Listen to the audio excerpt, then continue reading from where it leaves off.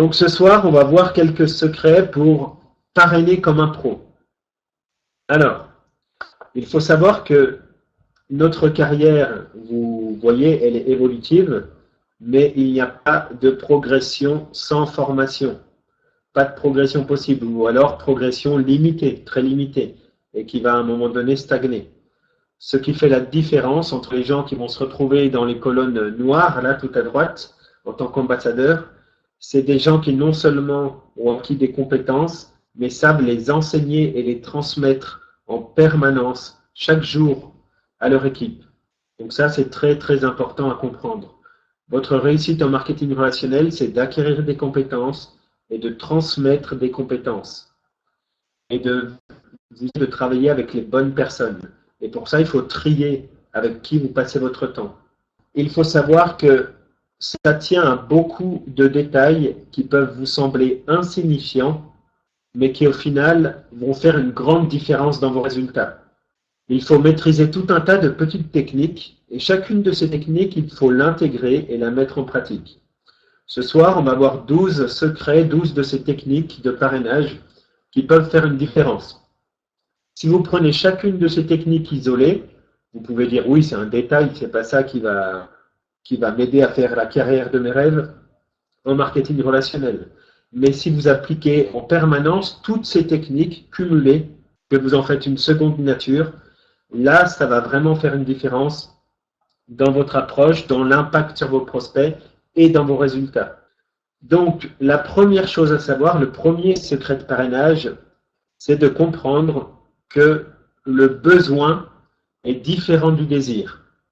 Lorsque vous avez démarré Emrys, ou même peut-être encore aujourd'hui, vous avez pensé à des personnes pour qui cette activité serait vraiment intéressante et qu'il fallait absolument parrainer parce que ces personnes ont vraiment besoin d'Emrys.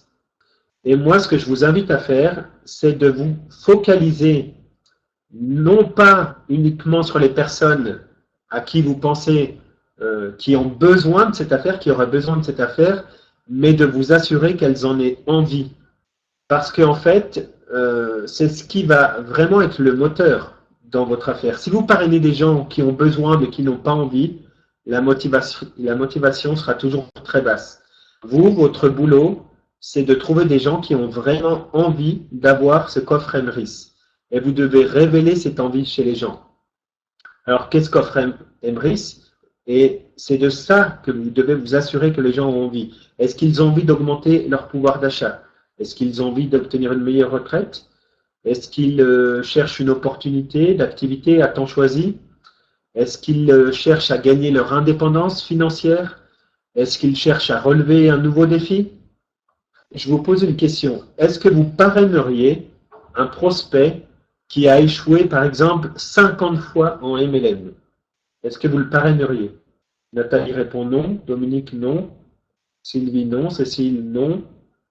Eh bien, en fait, il ne faut pas vous focaliser ni sur les besoins de vos prospects, ni sur son expérience, mais sur ses désirs. Pourquoi cette personne, parce qu'elle a échoué 50 fois, si elle a vraiment envie de faire Emrys, pourquoi elle ne réussirait pas? Et pourquoi vous allez juger que cette personne, si elle a échoué avant, elle va forcément échouer en MLM avec Emrys, etc. Moi-même, j'ai échoué plusieurs fois en MLM avec plusieurs compagnies avant de réussir ensuite avec plusieurs compagnies. Mais si la personne qui m'a parrainé avait regardé mes expériences passées en MLM, eh bien, elle ne m'aurait jamais parrainé. Donc, focalisez-vous sur vraiment l'envie, le désir de la personne de faire Emrys. Peu importe ce qu'elle a réussi ou pas avant. Ce n'est pas important. Ce que vous devez voir, c'est son envie de réussir chez Emrys. Le contraire est vrai aussi. Il existe des personnes qui peuvent avoir réussi avec d'autres MLM, qui peuvent avoir même acquis des compétences intéressantes, mais qui n'ont pas vraiment envie de faire Emrys, et donc qui ne produiront pas de résultats, qui n'ont pas une vraie motivation. Ce n'est pas parce qu'on a été leader dans une société qu'on va l'être forcément chez Emrys, et vice-versa. Il y a un vieux dicton qui dit « On peut amener un cheval à la rivière, mais on ne peut pas le forcer à boire ». Donc, parrainez des gens qui ont soif, pariez sur le bon cheval, et assurez-vous qu'il ait soif. Et vous l'amenez à la rivière. La rivière, c'est moi. Vous l'amenez chez Emrys. Donc, c'est simple. vous ne pouvez pas donner de la motivation à quelqu'un qui n'en a pas à la base et qui n'a pas envie. Okay, donc c'est vraiment, voilà, secret numéro 1, parrainer des gens qui ont envie. Et apprenez à détecter ça. Ça ne sert à rien de parrainer des gens qui n'ont pas envie. Deuxième secret du parrainage, alors ça a souvent du mal à passer, ça a souvent du mal à être compris, mais c'est très très important. Tous les prospects qui vont se trouver devant vous sont des adultes. Donc ne les prenez pas pour des idiots. Il faut annoncer les mauvaises nouvelles de votre activité. Pourquoi? Parce que toutes les personnes qui travaillent avec vous ont besoin d'être conscients des difficultés éventuelles, des efforts à fournir, des concessions éventuellement à faire. Et quand vous avez devant vous un énergumène qui dit « Ah non, mais chez Brice, c'est génial, c'est facile, c'est tout beau, c'est tout rose, on va gagner des millions, et ci et ça, on a juste à faire nos courses comme d'habitude, tout va bien. » Eh bien, en fait, la personne, elle n'a qu'une idée en tête, c'est non, mais il prend pour un imbécile avec son truc. C'est pas possible. Il se méfie naturellement, il ne va pas vous croire, et il va vraiment mettre en doute ce que vous lui dites. Donc, parlez aux gens, franchement, des difficultés qui les attendent. Alors, bien sûr, il ne faut pas s'éterniser là-dessus, hein. Il faut juste les aborder, juste le temps de les nommer, de les décrire, et stop, basta. Ensuite, bien sûr, il faut focaliser sur le positif, garder votre enthousiasme et expliquer tous les points forts d'Emrys, les points les plus positifs, les plus séduisants. On est bien d'accord avec tout ça. Mais ne cachez pas les éventuelles difficultés, concessions à faire, efforts à fournir. C'est une grosse erreur. Parce que quand les personnes vont être confrontées à ces difficultés, elles vont abandonner. Elles vont s'en servir pour justifier leur échec. Et donc, il faut vous prémunir contre ça. Si vous leur dites, mais ça, tu le savais dès le début, ce n'est pas un problème pour toi. Vous êtes déjà beaucoup plus fort pour traiter ces problèmes. Il y a un autre phénomène aussi, c'est que si vous donnez à votre prospect que tout est beau, tout est rose, tout est facile, et que vous transmettez aucune difficulté, déjà, il sera prêt à faire aucun effort, mais en plus, il va projeter lui-même de la négativité sur votre affaire. Et il va projeter de la négativité bien pire que celle que vous devriez lui avouer, lui annoncer. Par exemple, expliquez-lui que chez Emrys, il faut faire l'effort d'avancer un peu à l'avance son budget d'achat en commandant à l'avance des chèques cadeaux. Expliquez-lui que quand on est consommateur, les retours se font à moyen, long terme, et pas en 2 mois. Et qu'il y a une attente, et que ça représente une certaine difficulté, parce que tous les acheteurs n'ont pas la patience, et que certains peuvent peut-être abandonner. Il faut l'expliquer, cette difficulté. Votre éventuelle difficulté pour le moment à atteindre vos objectifs personnels à vous, ça il faut le dire. Si vous donnez l'impression que vous avez trouvé la meilleure affaire du monde, que tout est beau, tout est rose, et que vous donnez l'impression de gagner plein d'argent avec Emrys, et qu'en même temps vous lui donnez l'impression mais j'ai besoin de toi, il faut absolument que je te parraine, vous n'êtes pas crédible. Donc dites la vérité aux gens. Voilà, pour l'instant je suis depuis quelques mois, j'apprends, bon j'ai encore quelques difficultés. Je vois des personnes qui réussissent vraiment bien dans cette activité, c'est très encourageant, dites la vérité. Pour ma part, je n'ai pas encore atteint les objectifs que je veux, mais voilà, en parrainant des gens comme toi, je suis sûr que ça ira, qu'on va avancer encore ensemble beaucoup plus vite, et je ne suis pas inquiet pour la suite. Parlez de cette manière aux gens, c'est beaucoup plus crédible. Ne faites pas croire que voilà, tout est beau et qu'au niveau financier, vous n'avez plus aucun problème depuis que vous faites Emrys, si ce n'est pas vrai. Parce que là, vous vous discréditez et ça, c'est une grosse erreur. Donc, parlez vrai aux gens, annoncez les mauvaises nouvelles à l'avance afin de vous prémunir contre ces éventuelles difficultés. Ça va pour vous? C'est OK? Alors, troisième truc à connaître, donc pour parrainer comme un pro, écoutez les personnes la tête penchée comme ça. C'est très important quand vous écoutez quelqu'un de lui témoigner une écoute attentive.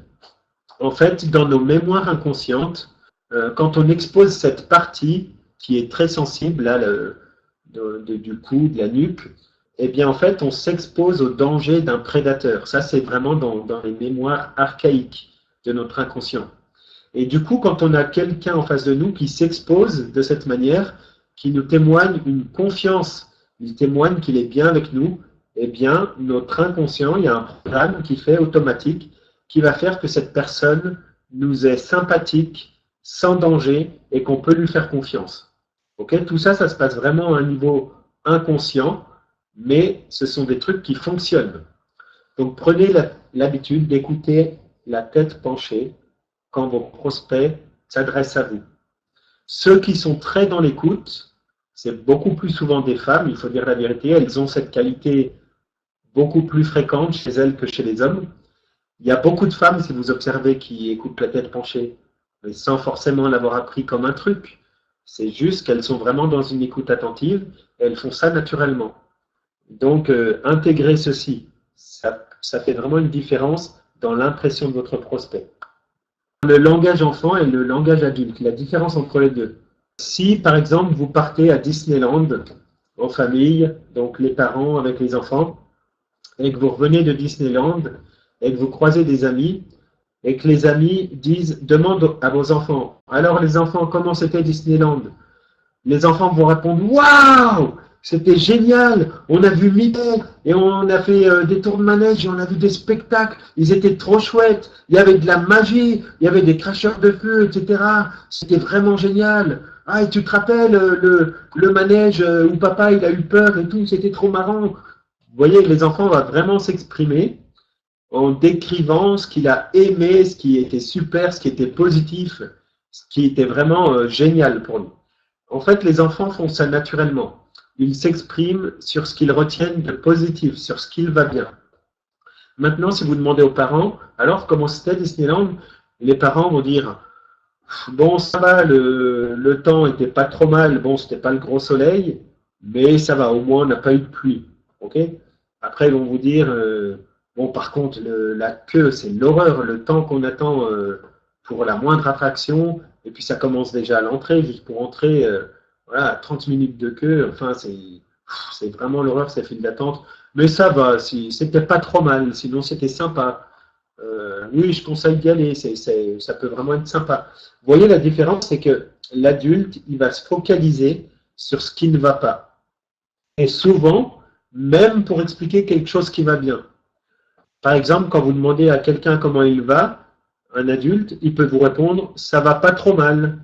Pour vous dire qu'il va bien, il vous dire « ça va pas mal ». D'accord?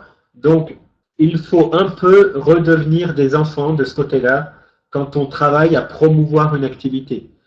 Parce que quand on est focalisé sur l'enthousiasme, sur exprimer naturellement avec des émotions ce qui est bien, ce qui est génial, ce qui fonctionne, ça se transmet beaucoup mieux. Alors, vous pouvez vous dire, mais c'est contradictoire avec le slide d'avant où il nous dit de parler des mauvaises nouvelles. Non, ce n'est pas contradictoire. Vous devez annoncer les mauvaises nouvelles, juste le temps qu'il faut, et tout le reste de votre présentation, vous êtes dans la promotion, vous êtes dans l'enthousiasme, et faites-le, pas en décrivant, en tournant les choses de manière négative. Ça, c'est pas mal. Vous dites, ça, c'est très bien, n'est-ce pas? Vous voyez la différence. Utilisez des mots positifs et enthousiastes. Ça, c'est vraiment une des bases de communication dans notre métier. Ah oui, la technique numéro 5. Quand vous avez terminé une présentation en rendez-vous individuel, tout a bien marché.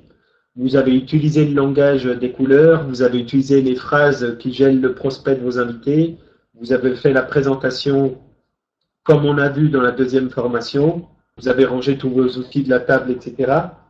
Et là, très souvent, en fait, votre but, c'est de poursuivre par une invitation à une présentation publique.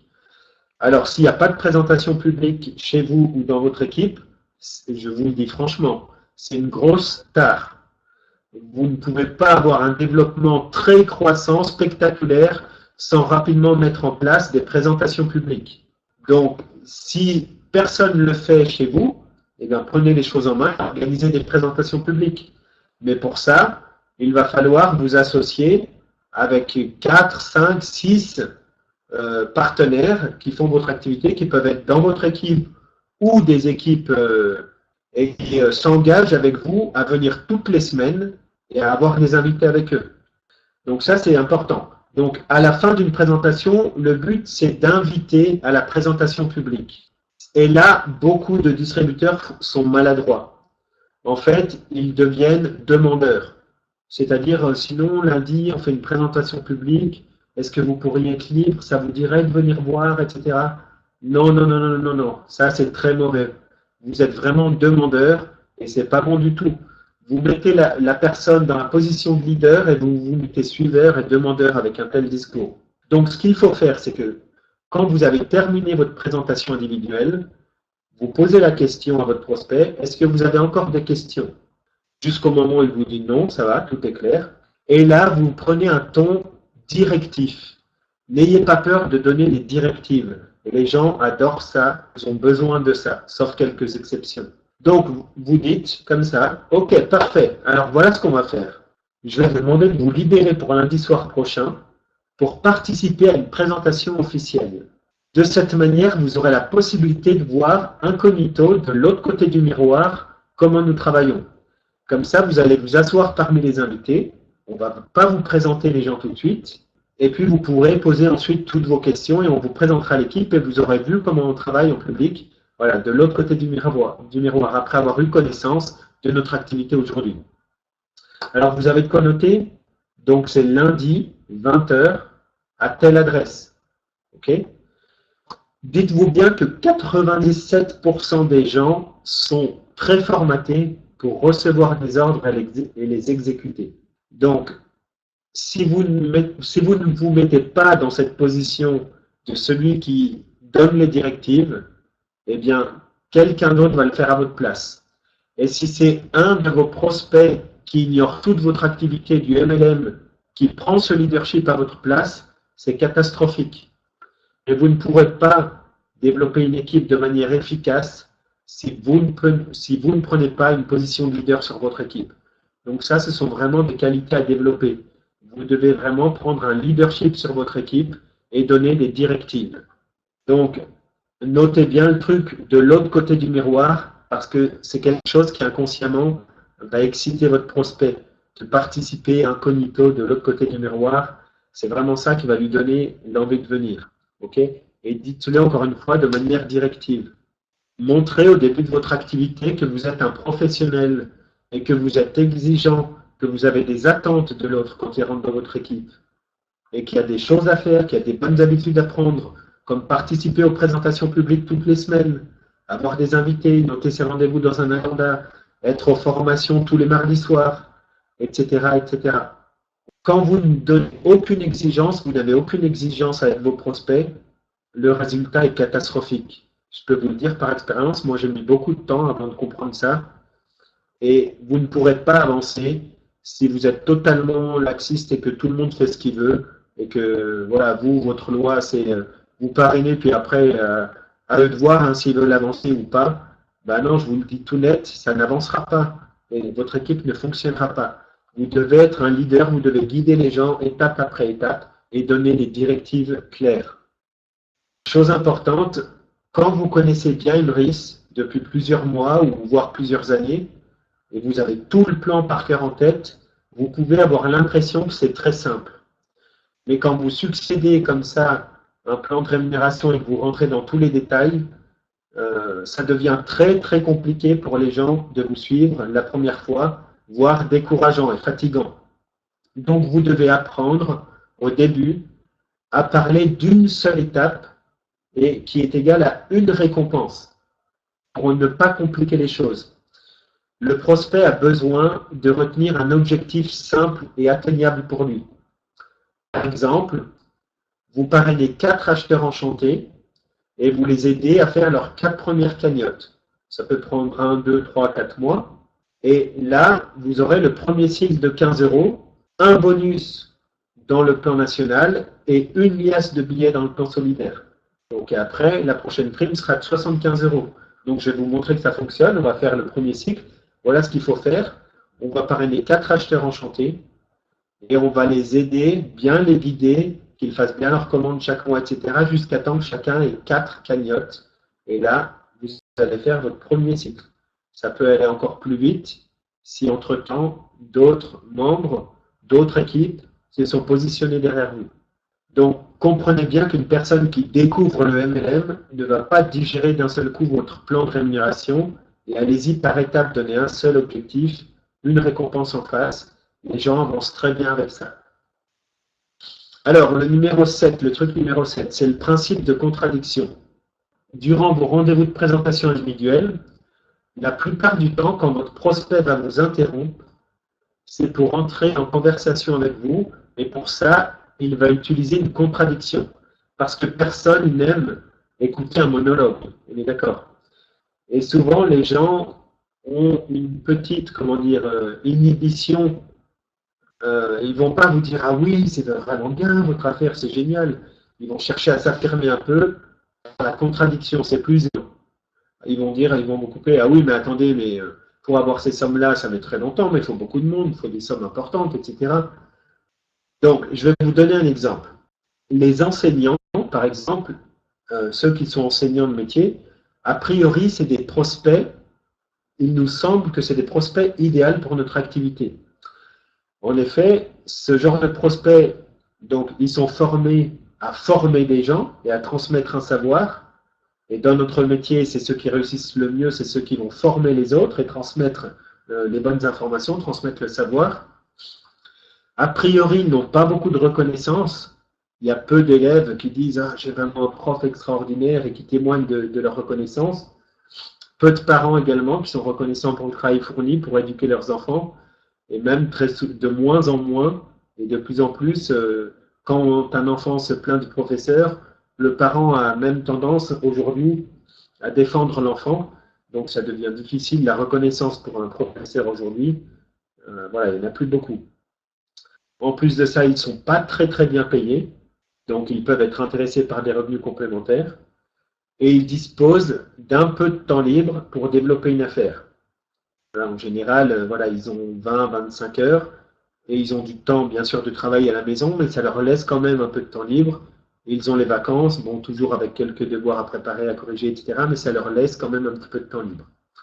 En fait, la plupart du temps, si vous rencontrez un enseignant devant vous et que vous essayez de lui expliquer tout ça, je trouve que vous êtes un bon prospect parce qu'en général, les enseignants sont formés à former les autres, à transmettre un savoir. Et puis, on sait que vous n'avez pas beaucoup de reconnaissance pour le travail que vous effectuez. Et puis, en plus, vous n'êtes pas très bien payé, etc. Eh bien, un enseignant, en général, qu'est-ce qu'il va faire? Il va passer son temps à vous dire l'inverse de ce que vous lui dites et vous expliquer pourquoi. Donc, vous allez lui dire, vous êtes un prospect intéressant parce que vous êtes enseigné à former les gens, à transmettre un savoir. Il va vous dire, oui, oui, attendez, mais ça n'a rien à voir avec la vente, etc. Moi, c'est un domaine bien particulier. Après, vous allez lui dire, je sais que vous n'avez pas beaucoup de reconnaissance. Il va vous dire, oh, ça va, si, il y a quand même quelques élèves de temps en temps. Vous allez lui dire qu'il n'est pas très bien payé. Il va vous dire, mais ça va, j'arrive à vivre, je paye mes factures, voilà, j'aime mon métier, tout va bien. Donc, en fait, la plupart du temps, quand vous expliquez à quelqu'un pourquoi il devrait faire cette affaire, eh bien, il ne va pas être intéressé. Alors, ce qu'il faut faire dans ce cas-là, c'est créer des phrases pour être contredits dans votre sens. Ok, on va voir ça. Par exemple, vous avez toujours un enseignant devant vous, c'est qu'un exemple. Hein. Vous dites, ah, vous êtes enseignant, ok. Alors, je pense que cette activité n'est peut-être pas pour vous. On va peut-être en rester là, on peut boire un verre, mais en général, c'est pas trop pour les enseignants. Et là, il va vous dire, ah bon, mais pourquoi? Donc, vous allez dire, parce qu'en général, vous êtes déjà plutôt bien payé, vous avez peu de temps libre, contrairement à ce que la majorité des gens pensent. Les gens pensent, hein, les profs ont beaucoup de vacances, beaucoup de congés, mais en fait, je sais très bien que vous croulez sous les devoirs, etc., à la maison, toutes les choses, les copies à corriger, etc., et que vous êtes noyé de travail. Et en plus de ça, je sais que vous adorez votre travail, qui vous apporte beaucoup de reconnaissance, des élèves, des parents, et que vous n'avez en général envie de rien d'autre. Et vous allez voir que, invariablement, quand vous fermez la porte de cette manière, votre prospect va toujours l'ouvrir de nouveau. Et si vous dites ce genre de phrase à un enseignant, il va vous dire, attendez, déjà, je ne sais pas ce que vous pensez, mais on n'est pas si bien payé que ça, même plutôt mal payé, je trouve, pour le travail qu'on fait, qui est quand même important. On prépare quand même la France de demain, etc. Et après, il va vous expliquer, oui, c'est vrai qu'on a des copies à corriger à la maison, on a un peu de travail et tout, mais il ne faut pas exagérer, il me reste quand même un peu de temps libre. Et donc, il va vous donner directement les arguments pour que vous puissiez enchaîner sur la présentation de votre affaire. Et c'est vrai que les enseignants ont un peu ce comportement typique. C'est très souvent des enseignants avec qui il faut utiliser ce principe de contradiction, mais pas seulement. Et ça, c'est quelque chose que vous devez développer, que vous devez sentir, avec qui vous devez utiliser le principe de contradiction. Dès que ça se présente, dès que vous voyez que vous êtes avec une personne qui est dans la contradiction, mettez ce principe de contradiction en place en lui expliquant pourquoi il ne devrait pas faire cette activité, pourquoi vous pensez que ce n'est pas pour lui, pourquoi vous pensez qu'il n'aura pas le temps, pourquoi vous pensez que ça ne va pas l'intéresser, et lui il va vous contredire et vous expliquer mais que si, il peut le faire, et si, il peut trouver le temps, etc. etc. Bien sûr, n'en abusez pas, il ne faut pas que ce soit gros comme une maison, que votre prospect ait l'impression que vous moquez de lui, à utiliser avec parcimonie. Mais ça, c'est vraiment un truc très, très efficace quand c'est bien utilisé. Alors, le truc numéro 8, utilisez des cartons d'invitation pour donner à votre prospect, pour l'inviter à une présentation d'affaires ou à un événement. Des cartons d'invitation, c'est quelque chose que vous pouvez soit, si vous êtes un peu créatif, créer vous-même, imprimer vous-même sur du joli papier cartonné et que vous mettez dans votre imprimante. Ou vous pouvez en commander des jolis cartons d'invitation sur Internet. Vous pouvez en commander dans une papeterie, ça ne coûte pas bien cher. Et ça va faire vraiment une vraie différence. Revenons sur le cas d'avant, quand vous avez invité votre prospect à passer de l'autre côté du miroir pour le lundi soir prochain, vous sortez un carton d'invitation, vous l'ouvrez et vous notez devant lui, vous le remplissez, invitation de monsieur un tel, vous marquez son nom, prénom, et surtout, vous invitez son partenaire de vie, sa femme, son époux, voilà, sa petite amie, s'ils sont mariés ou pas, tout dépend. Mais c'est très important d'éviter les moitiés de couple. C'est une erreur à éviter autant que possible.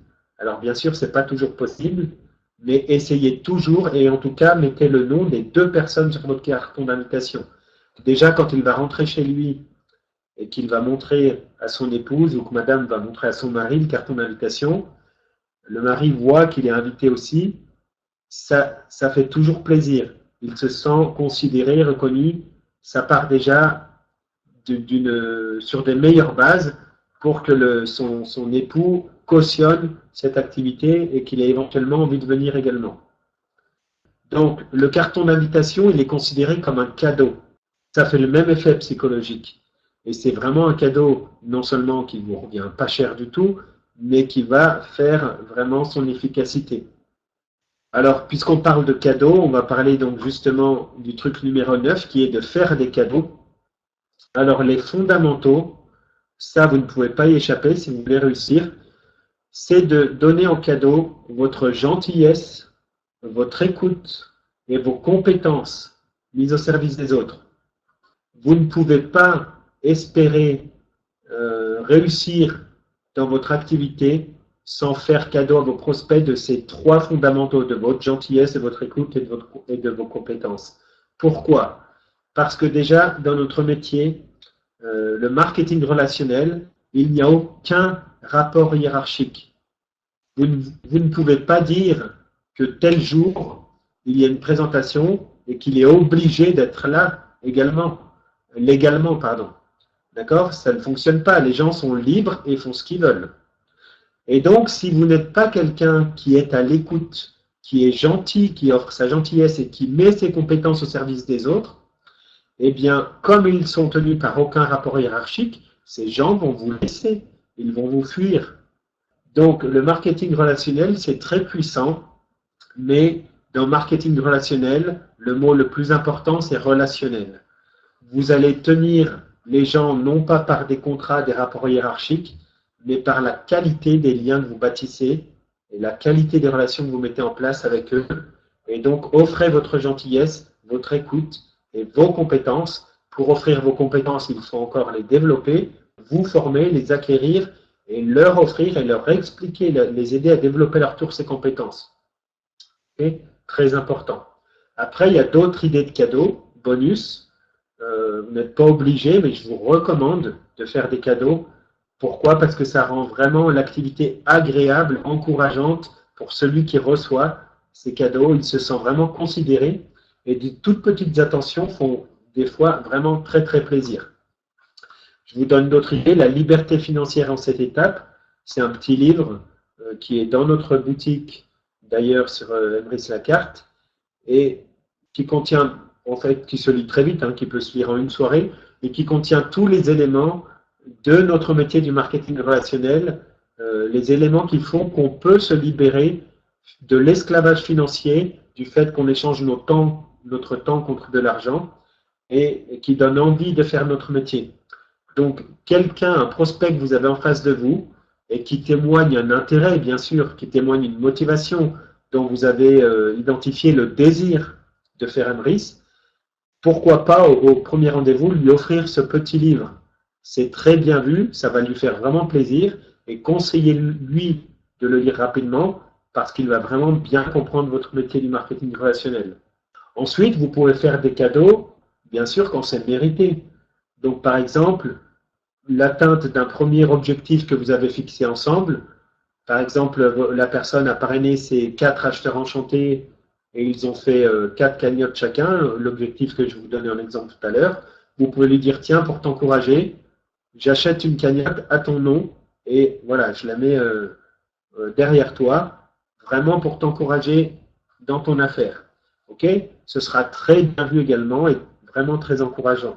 Vous pouvez offrir par exemple une carte Restopolitane lorsque la personne a atteint un objectif important. Par exemple, la personne atteint son rang 1 étoile. C'est important pour vous d'avoir des gens qui se qualifient au rang 1 étoile parce que si vous en avez 1, 2, 3, 4, ça veut dire que vous allez passer rang 2 étoiles, rang 3, rang 4, etc. Donc, c'est important de témoigner de reconnaissance et de faire l'effort de faire des petits cadeaux aux gens vraiment qui se donnent la peine d'avancer. Les personnes adorent la reconnaissance, c'est le meilleur moteur en marketing relationnel et les petites attentions sont vraiment encourageantes et motivantes. Okay, donc, pensez à faire des petits cadeaux. Numéro 10, vos échecs personnels. Ça, c'est important de partager un petit peu vos échecs également, surtout quand vous êtes quelqu'un qui réussit déjà.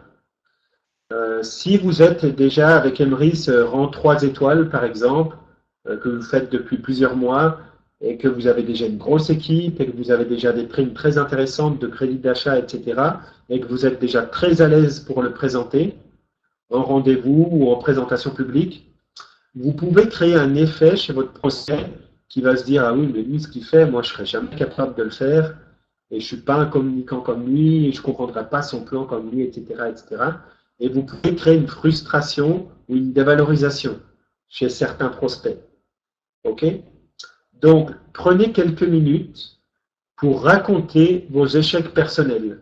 Alors, il ne faut pas s'éterniser là-dessus, 5 minutes maxi. Mais dites-lui, vous savez, ça n'a pas toujours été facile pour moi.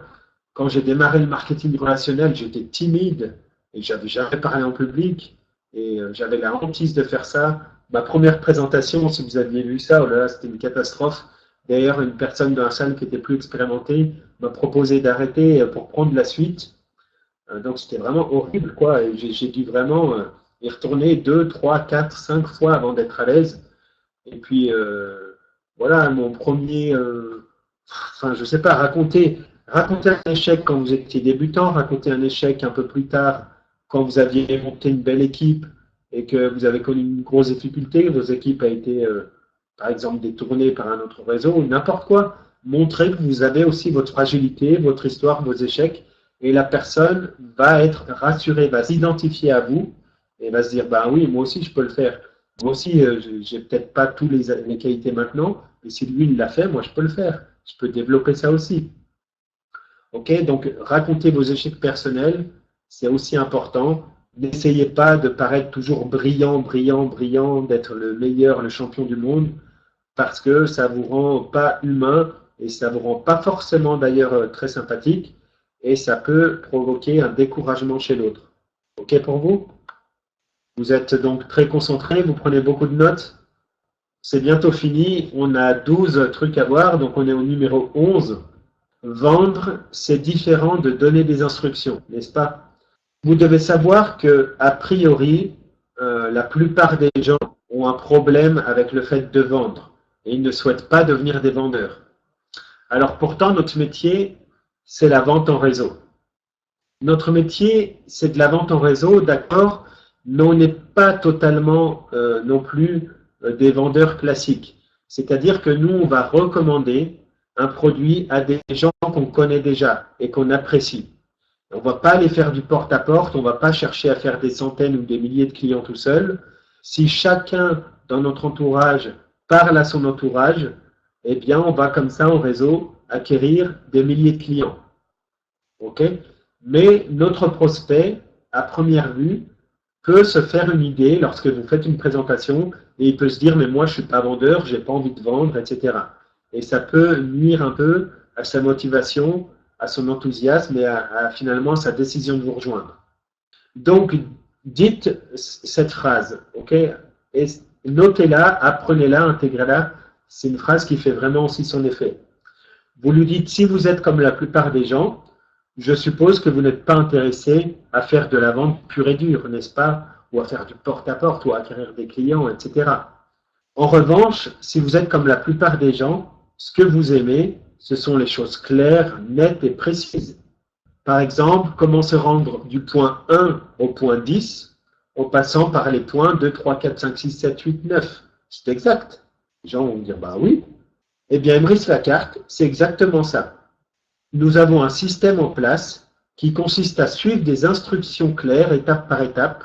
Alors, c'est vrai que ça s'appelle la vente directe, mais en fait, tout ce qu'on va faire, c'est de proposer à notre entourage d'utiliser un service que nous, on utilise, et on va leur témoigner du plaisir que ça nous apporte et des avantages que va nous apporter Emrys, tout simplement. Il y a ceux qui vont être OK, il y a ceux qui ne vont pas être OK. Et en fait, on va dupliquer ça, et la vente va se faire naturellement. On doit suivre simplement des instructions étape par étape pour arriver à l'autonomie financière. Et nous vous apprenons à les suivre et à les mettre en place l'une après l'autre. C'est OK pour vous? OK, vous avez compris l'idée de ce truc numéro 11? Voilà, expliquer aux gens qu'ils ont des étapes réalisées une après l'autre. Pourquoi ce truc-là est très puissant? Parce qu'en fait, les gens, depuis toujours, ont été habitués à suivre des instructions. Ça commence tout petit. Les parents vous lèvent le matin, debout, tu vas aller à l'école, habille-toi, viens déjeuner, va faire ta toilette, viens par ici, est-ce que tu as préparé ton cartable, etc., etc. Le soir, va te brosser les dents, etc. Ils vont à l'école, ouvrez vos cahiers, notez ci, notez ça, et ça continue avec le travail. Ils commencent leur premier travail, vous allez commencer sur ce poste-là, voici les directives, vous devez vous assurer que ça soit bien fait, que ça, ça, ça. Et en fait, toute notre vie, depuis tout petit, on reçoit des instructions. Et donc, c'est un cadre connu et rassurant pour la totalité d'entre nous quasiment. Donc, si vous montrez que ce qu'il faut faire, c'est suivre des instructions claires, nettes, précises, avec des étapes précises que vous allez expliquer, étape après étape, eh bien, pour n'importe lequel de votre prospect, c'est un cadre aisé, rassurant et qui lui donne envie de démarrer avec vous. Encore faut-il connaître les étapes, travailler dessus, sur votre plan, savoir comment on devient rang une étoile, faire des étapes intermédiaires. Donc, travaillez là-dessus, faites-vous des étapes et transmettez-les et donnez des directives à vos prospects, simples, claires et nettes. Alors, très important, lors d'une première présentation, il y a beaucoup de gens qui ne parrainent pas parce qu'ils ont saoulé complètement leur prospect qui a décroché au moins depuis 40 minutes. Ok, et donc à la fin, forcément, qu'est-ce qu'il pense ce prospect? En fait, depuis 40 minutes, il est en mode petit chien dans la voiture, là, il fait comme ça, il fait semblant d'écouter, il n'a qu'une hâte, c'est que ça se termine, et à la fin, forcément, il vous dit oui, je vais réfléchir, parce qu'il n'écoute plus rien, il pense à sa liste de courses en même temps, etc., parce que vous avez fait l'erreur de faire une présentation beaucoup trop longue. Pour un premier rendez-vous, préparez un fil rouge de 20 minutes maximum. Et je dis bien, c'est un maximum. Une première présentation ne doit pas durer plus de 20 minutes. Lorsque vous voulez susciter un premier intérêt, une première motivation pour votre affaire. Okay? C'est une grosse erreur de faire une présentation trop longue qui va vraiment fatiguer et décourager la plupart des prospects. Alors notre présentation actuelle, qui est téléchargeable dans la bibliothèque de documents, la présentation qui présente les 3 statuts, acheteur, acheteur enchanté, enchanteur, elle est largement présentable en moins de 20 minutes. Hein. Moi, je la présente en 12 ou 13 minutes. Sauf si je me perds, si je mets l'accent sur plus de détails, etc. Je peux mettre un peu plus de temps. Mais je suis capable de la faire en 12 minutes environ face à un prospect.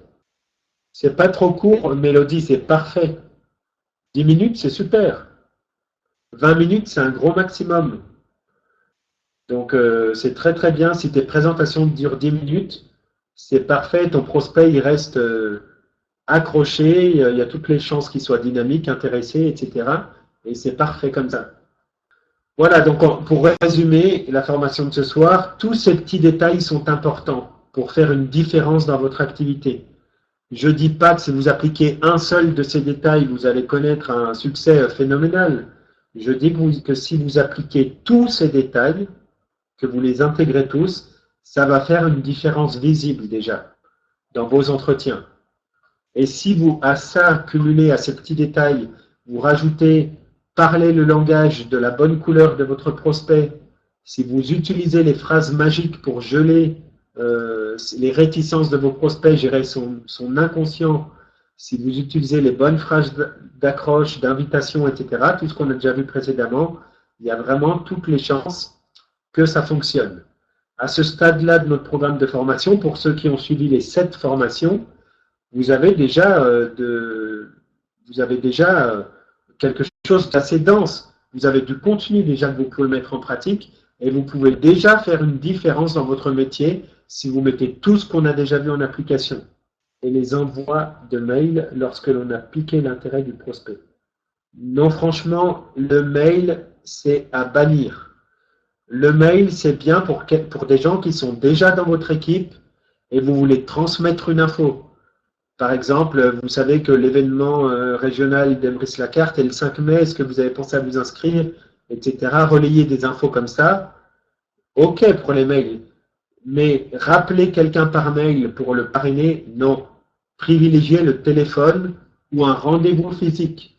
C'est toujours beaucoup plus efficace. Profitez bien, bonne fin de semaine à tous et à très bientôt. Merci beaucoup. Au revoir. Bye bye.